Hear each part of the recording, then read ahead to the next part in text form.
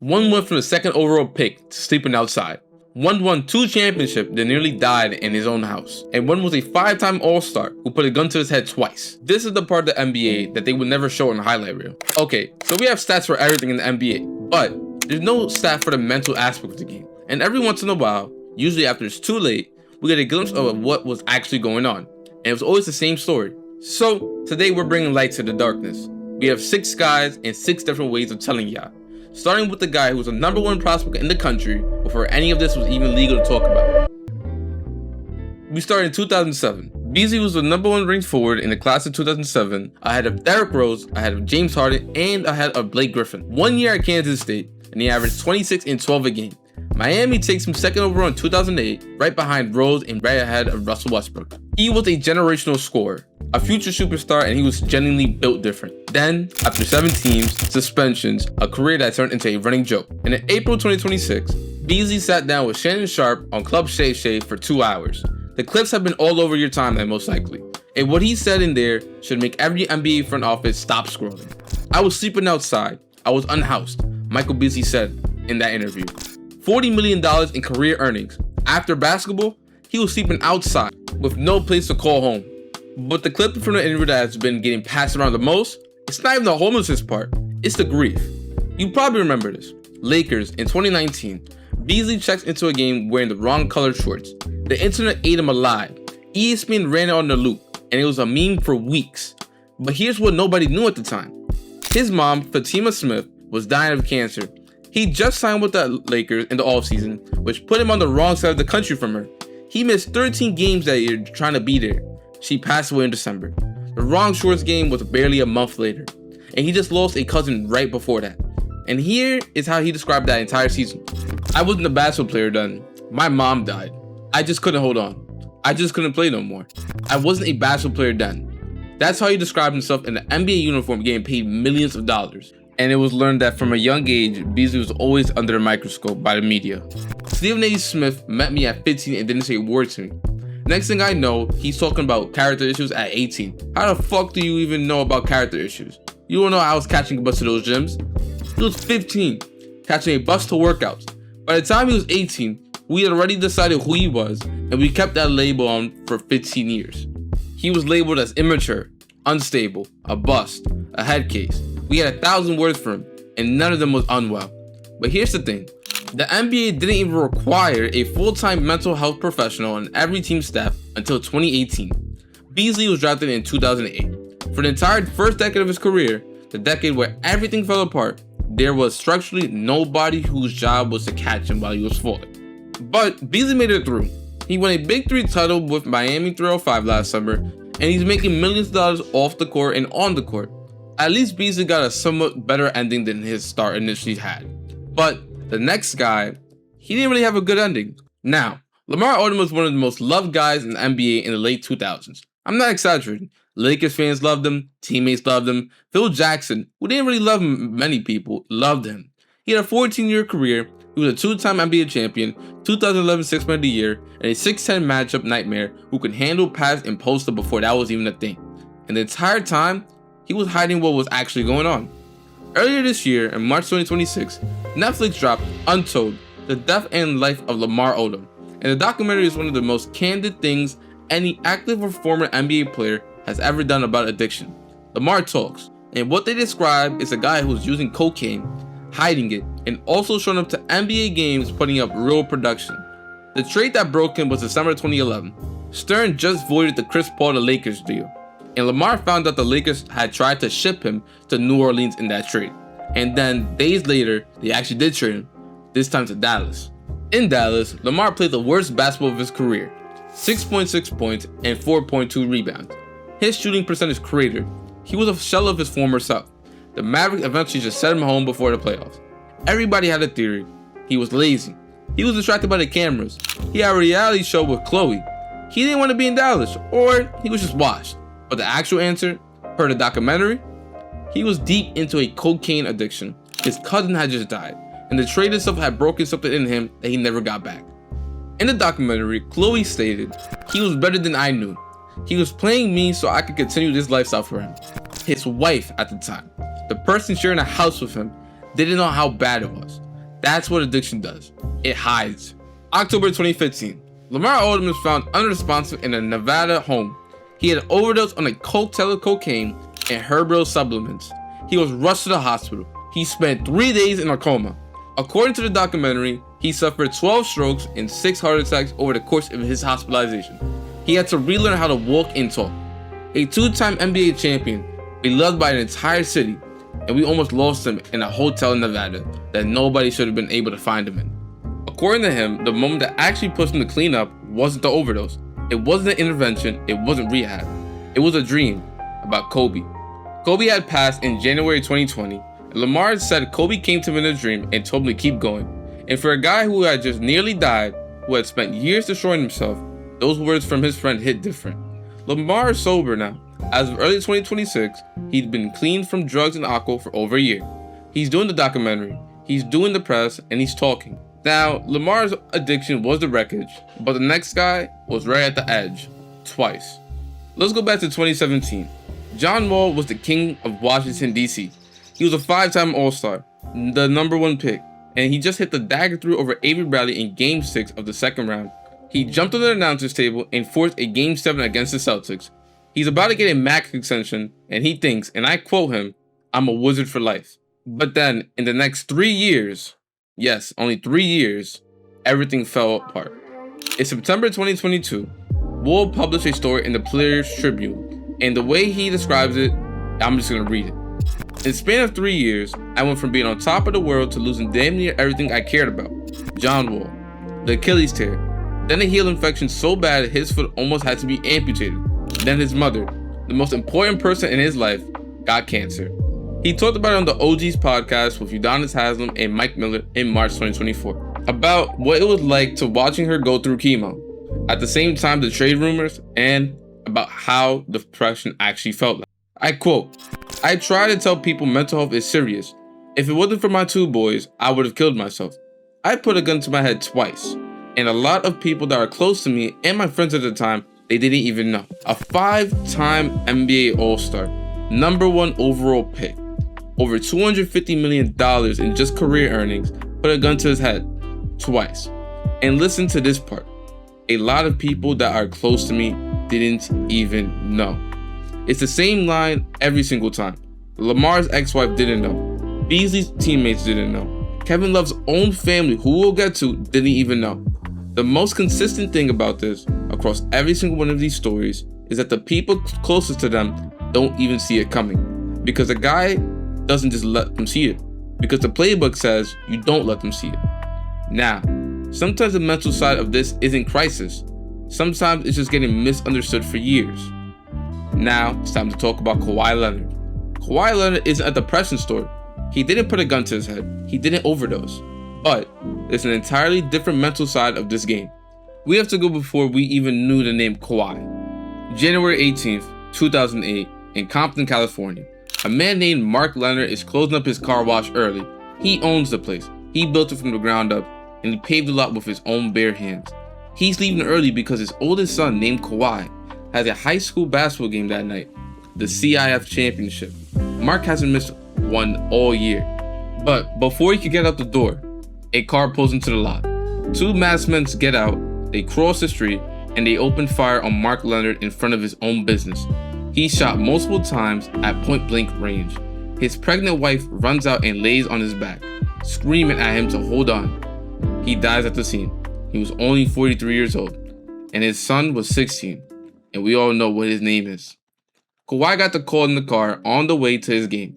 His sister told him. His mom and his uncle were in the car with him, and then he insisted on playing the game anyways. He walked onto the floor that night and scored 17 points. His team lost, and the moment the buzzer went off, Kawhi walked into the hallway and collapsed into his mother's arms and broke down. The next morning, he gave a quote to the LA Times, "Basketball helps me take my mind off things, picking me up every day when I'm feeling down. Basketball is my life, and I wanted to go out there and take my mind off of it. It was real sad. My father was supposed to be at that game. Kawhi was only 16 years old, and he had just lost a person he was closest to it in the world. And his answer was, play through it. Don't let anyone see you suffer. Basketball is life." The murder of Mark Leonard is unsolved, and they never caught the guys. 17 years later, it's still an open case. So, when you watch every interview Kawhi has done since, the blank face, the hoodie pulled up, the half laugh that never quite reaches his eyes, the famous boardman gets paid delivery that sounds like a hostage video, you have to factor that in. That isn't a personality, that's a 16-year-old kid who buried his dad and never came back up. And we've spent his entire career making fun of him for it. Now, flash forward, the 2017-18 season, and Kawhi is the next one up after Tim Duncan's retirement. The face of San Antonio. He's coming off a year where he averaged 26 a game on insane efficiency and finished third in MVP voting. Then, the quad injury. Zaza Pachulia closed out in the 2017 Western Conference Finals in Game 1. Then the next season, he plays 9 games the whole season, and it gets messy. ESPN reports there's a divide between Kawhi's camp and the Spurs medical staff. Kawhi goes to New York to rehab on his own. Spurs doctors clear him, but he doesn't play.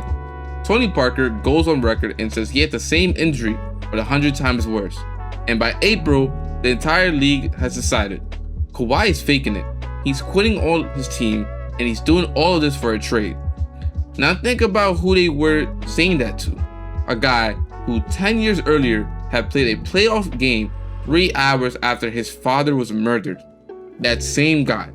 And the NBA called that guy soft. He then gets traded to Toronto. He wins the championship. He drops 30.5 points a game in the playoffs. Hits an iconic Game 7 buzzer beater over Joel Embiid that bounces 4 times on the rim before going in. And after he wins the title, he sits down with Rachel Nichols and finally says something about all of it. A lot of people thought I was faking the injury or didn't want to play for my team, and that was disappointing to me. So just going through that, I knew I had to trust myself. Disappointing to me. That's Kawhi speak for something broke him. For a guy that has trained himself to never show anything, that's the loudest he's ever been. We always frame the mental side of sports as the dramatic stuff. The depression, the suicide attempts, the overdoses, and that is the most urgent part.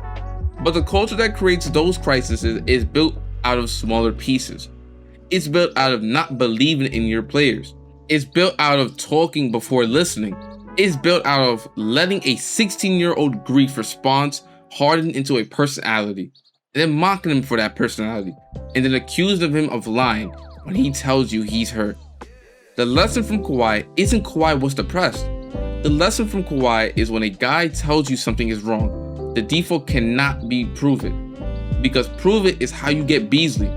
Prove it is how you get Wall. And prove it is how you almost get Lamar Odom dead in a hotel room. And prove it how you spend 15 years missing the most obvious thing about Kawhi, that the kid never got the chance to grieve. So he turned into a man who simply can't.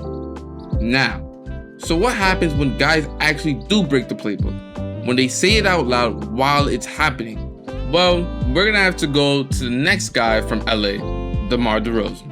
It's February 17th, 2018, around 6 o'clock in the morning, and it's the NBA All-Star Weekend in Los Angeles. DeMar DeRozan was a 4-time All-Star at the time, leading the Raptors to the best season in franchise history.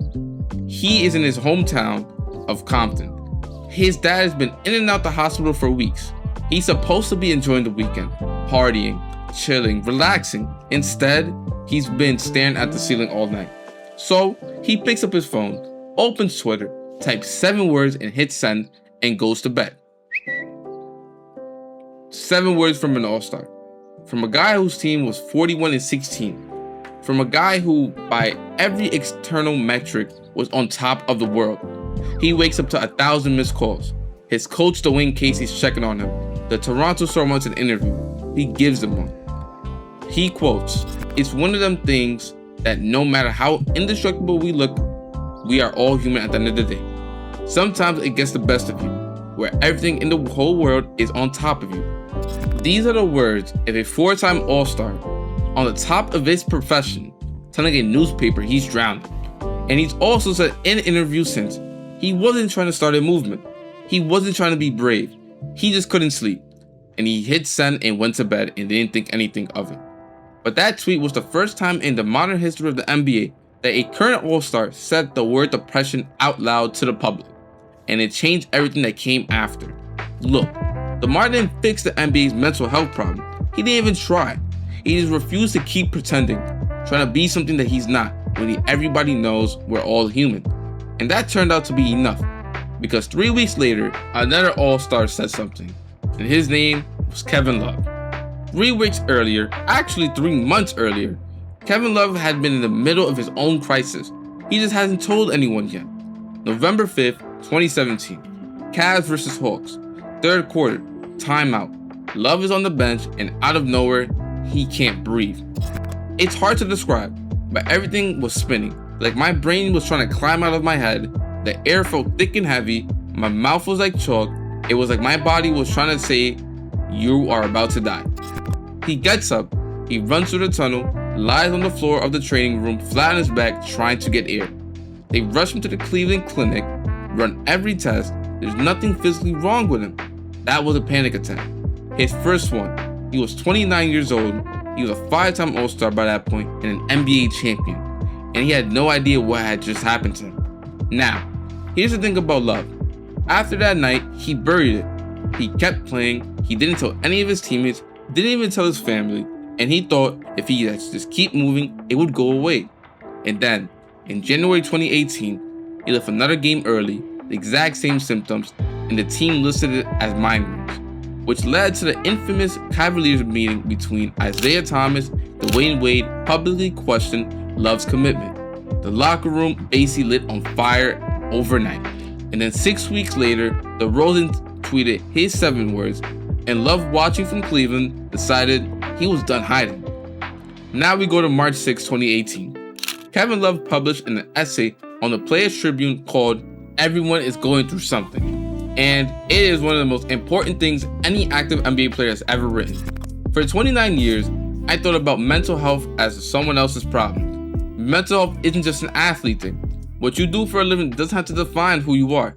This is an everyone thing. Within 6 months of those posts, the NBA changed its rules. Every team had to put a mental health professional on staff. 1 tweet, 1 essay, 6 months.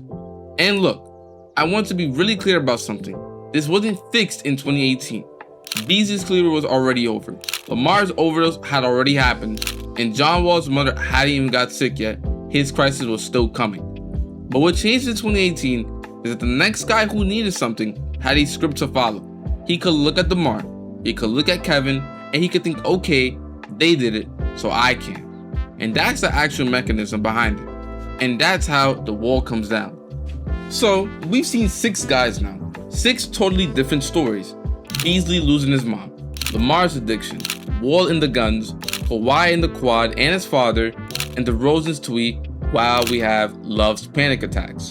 So, before this video ends, I want to lay out some stats. 20 to 35% of elite athletes are dealing with anxiety, depression, or psychological distress, from Annals of Medicine and Surgery Review in 2026. There are roughly 450 players currently in the NBA on any given night, which means right now, while you're watching this video, somewhere between 90 and almost 160 of them are dealing with what these 6 guys are going through. Now, once they retire, it more than doubles. 44% of retired athletes report a mental health disorder versus 19% active. BMJ Open Sports and Exercise Medicine meta-analysis in 2024 December. Every guy in this video is either living that or is about to. Beasley out since 2019. Lamar retired in 2013 and overdose came 2 years later. And Wall hasn't played since 2023. And DeRozan and Love are staring at that same clip. So the next time a guy has a bad game and the timeline lights up calling him soft, pause and wait a second. Because the gap between he's washed and he's not okay is a lot smaller than any of us want to actually admit. So, if anything in this video hit close to home, the 988 Suicide and Crisis Lifeline is open 24/7. Call or text 988 and the link will be in the description. Take care of yourselves and take care of each other. Remember, it's June. It's Mental Health for Men's Month. Take care of your brothers, take care of everything, and including yourself. If you enjoyed videos like this, please leave a subscribe and leave a like and leave a comment. And to all of my brothers and sisters that are dealing with something, just remember, there's always light at the end of the tunnel. And always reach out for a hand and don't be by yourself, because we don't want to end up somewhere where we regret everything.